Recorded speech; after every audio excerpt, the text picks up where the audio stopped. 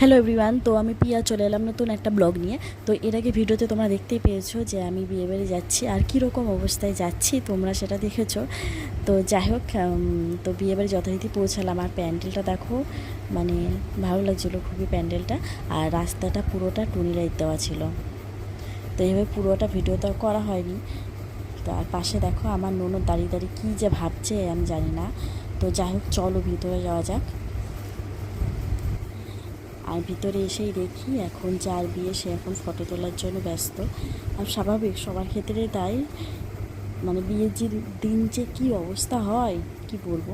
তো যাই হোক, এখনও বর আসেনি, বর আসবে, চলে আসবে, মানে আসার টাইম হয়ে গেছে, আমাদের যেতে যেতে প্রায় 9টা বেজে গেছে।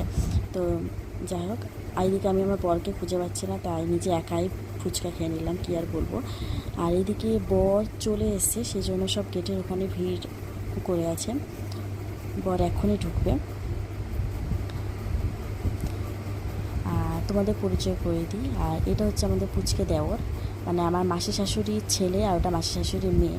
আর এটা হচ্ছে মামা শ্বশুরের ছেলে। তো তারপরে কি বলবো, তারপর যাই হোক খাওয়া দাওয়া করে আমরাও বেরিয়ে পড়লাম আবার।